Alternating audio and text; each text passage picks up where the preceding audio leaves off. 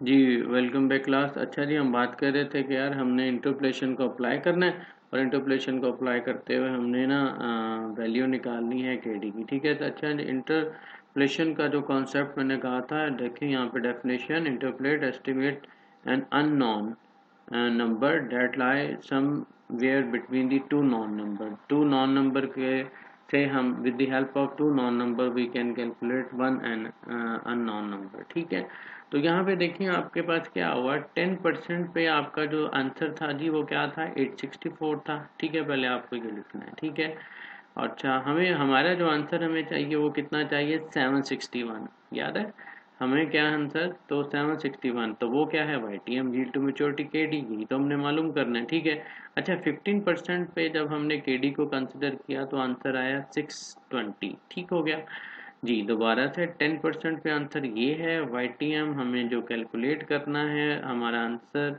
कोई भी ऐसा डिस्काउंट रेट हो जिसपे आंसर 761 आना चाहिए। ठीक है, तो बाकी 15% से हमने जब अप्लाई किया तो वो 620 आया। ठीक है, तो ये आपके पास लार्ज ब्रैकेट है। ठीक है, तो इसको इसमें हमने क्लोज करना होता है, तो बाकी ब्रैकेट के जो बाहर है इनकी वैल्यूज को हमें इस तरह से लिखना होता है। देखें अब यहाँ पे अगर आ जाए, आप ये देखें आपके पास 0.10। ठीक है, यहाँ से वाई टी एम तक का जो डिफरेंस है वो कितना है, 10% से वाई टी एम तक का जो डिफरेंस है, यानी कि इस रेट से इस रेट तक का आपको आइडिया है, यही तो हमें मालूम नहीं है। ठीक है, ये एक्स हो जाएगा। ठीक है, ब्रैकेट के जो फर्स्ट छोटी ब्रैकेट है इसको हम एक्स कंसिडर करेंगे, यहाँ से यहाँ तक आना है हमें, यही तो हमारे लिए अननोन है।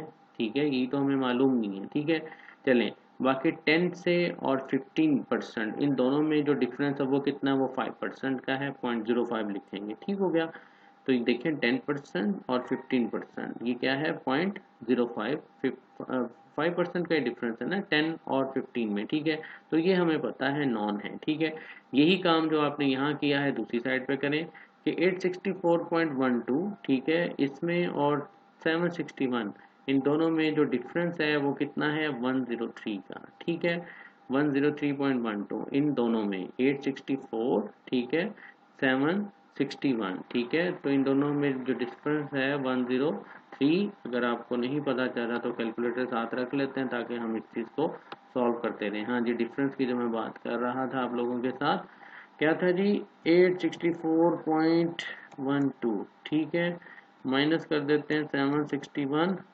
1। ठीक है जी, आंसर कितना है ये देखें, 1030 नज़र आ रहा है। ठीक है, और फिर दोबारा से आपने क्या करना है, 864.12, अब फिर लेस करना है आपने 620.68। हाँ जी, ये 243.44। ठीक है, ये डिफरेंस है। ठीक है, तो जैसे यहाँ पे डिफरेंस आपने लिया, आप कोशिश ये कीजिएगा कि इसका डिफरेंस पहले इसके साथ है, यहाँ पे देखें ब्रैकेट नज़र आ रही है, फिर इसका डिफरेंस इसके साथ है 243। ठीक है, अब विदिन जो स्मॉल ब्रैकेट्स हैं उनको उनके साथ डिवाइड कर दें, x डिवाइडेड बाय क्या हो जाएगा, 0.05 हो गया। ठीक है, ओपन करें ना अब इसको, और बाकी 103 डिवाइडेड बाय क्या है, 243। ठीक है, अब क्या करते हैं हम, ये 0.05 को यहाँ पे ले जाते हैं। ठीक है, x को हमने फाइंड करना है, 0.05 मल्टीप्लाई 103.12 और 243.44, और आंसर आपके पास आता है 0.0212। ठीक है,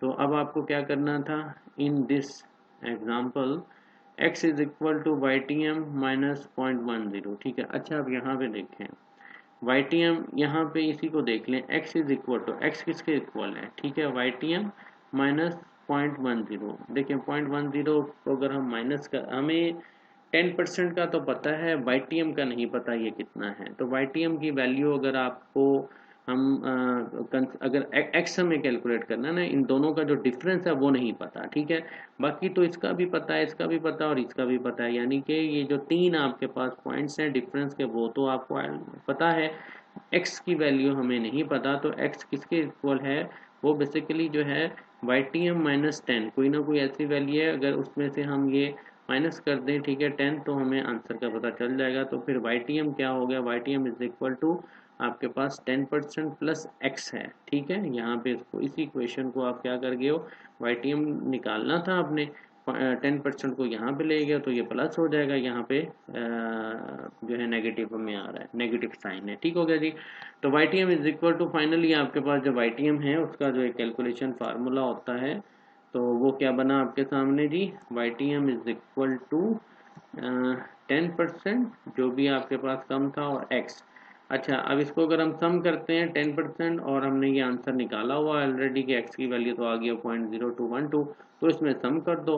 ठीक है, 10 में जो है 0.0212 सम किया तो 0.1212 आंसर आता है, इट्स मीन 12.12%। ठीक है, तो ये एक एस्टिमेटेड है कि के डी आपका जो है क्या निकला, 12.12%। ठीक है, तो इसको जो है नॉर्मल ये इसने बताया हुआ कि use of the computer provider precise yield to maturity, अगर कंप्यूटराइज सॉफ्टवेयर जो है उससे अगर आप करते हैं तो वहाँ पे आंसर आपको 11.82 मिलेगा, लेकिन जैसे अब हमने कैलकुलेशन करके किया था 12.12 है, तो ये थोड़ा बहुत जो है डिफरेंस इसमें आ सकता है कुछ पॉइंट्स का। और अगर आप इसी को के डी अप्लाई करते हुए देखें तो आपका 761 अगर नहीं भी आता, 760 ये समथिंग इसके अराउंड में ही आंसर आएगा। ठीक है, तो एक एस्टिमेटेड होता है रिक्वायर्ड रेट ऑफ रिटर्न निकालना, अगर के डी नहीं गिवन, जिसको आप ईयर टू मेच्योरिटी कह रहे थे, तो उसको जो है हम इस तरह से सॉल्व कर सकते हैं। ठीक है, बहरहाल 11 और 12 के दरमियान वो कहता है for example had we used 11 and 12% we will have to the come even closer to the true yield to maturity. ठीक है, कि इसी के दरमियान में हमारे पास आंसर होगा। ठीक हो गया जी।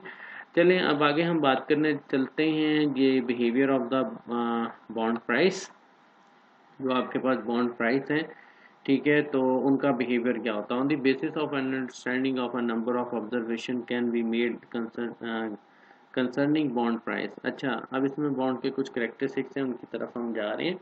देखिए यहाँ पे देखें, ज़रा अंडरस्टैंड करें। When the market require rate of return is more than stated coupon rate, coupon rate आपका जो है और मार्केट रिक्वायर रेट के डी वो कहता है the more than the stated coupon rate, यानी कि के डी ग्रेटर है किससे, आपके कूपन रेट से, the price of the bond will B less then its face value. अच्छा, इसमें होगा क्या कि प्राइस ऑफ द बॉन्ड जो है ना अपनी फेस वैल्यू से लेस हो जाएगी, कम हो जाएगी। ठीक है, such bond is set to be selling in a discount from the face value. फिर होता क्या है कि इस किस्म के जो बॉन्ड हैं वो सेल हो रहे होते हैं डिस्काउंट पे।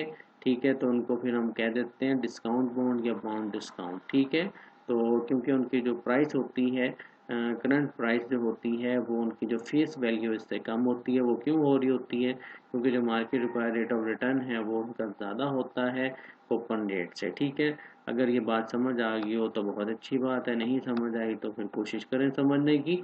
ठीक है, मैं आगे इसकी एक एग्जांपल जो है आपको दूंगा तो उसमें आपकी अच्छी अंडरस्टैंडिंग हो जाएगी जी। सेकंड आपके पास जो पॉइंट है, when the market required rate of return is a less than the stated coupon rate. ठीक है, तो price of the bond will be more than its face value. जब market required rate of return जो है के D है अगर कम है कूपन रेट से, तो फिर जो प्राइस है वो क्या है बॉन्ड की, उसकी फेस वैल्यू से ज़्यादा हो जाएगी। तो ऐसे बॉन्ड को हम क्या कहते हैं, प्रीमियम बॉन्ड है। ठीक है, बॉन्ड प्रीमियम।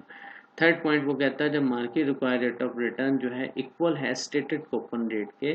ठीक है, तो उसमें फिर क्या होता है कि जो आपकी जो फेस वैल्यू है, आपकी जो बॉन्ड की वैल्यू है फेस वैल्यू के इक्वल आ जाती है, तो इसको हम पार बॉन्ड का नाम देते हैं।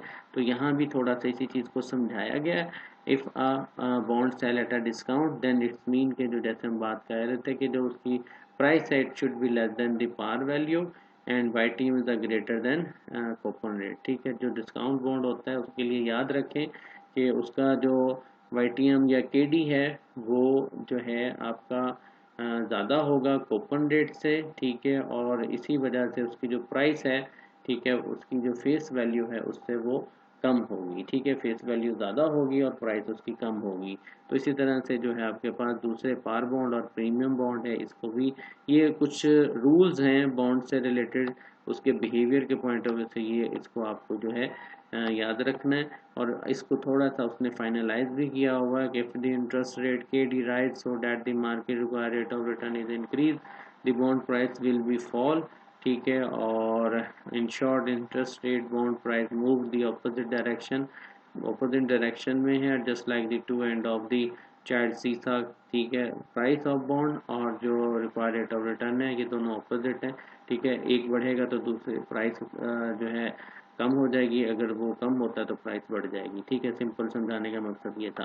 बाकी Y T M semi annual compounding की अगर हम बात करें तो ये सिर्फ फार्मूला है आपके पास। ठीक है, तो आई डिवाइडेड बाई टू। ठीक है, semi annual compounding Y T M की अगर कैलकुलेशन करनी है, सेम वही फार्मूला है। ठीक है, जाहिर सी बात है उसमें टू आ जाता है।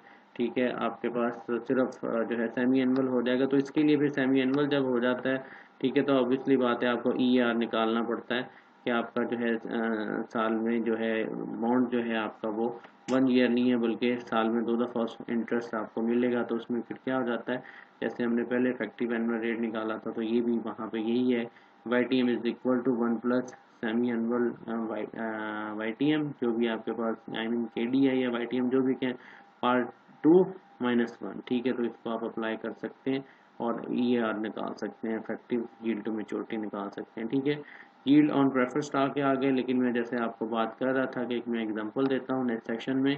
ठीक है, नेक्स्ट वीडियो जो है आपकी इन्हीं रूल्स को जो है मैं थोड़ा सा दोहरा रहा हूँ ताकि आपको अच्छे तरीके से समझ आ जाए। ठीक है जी।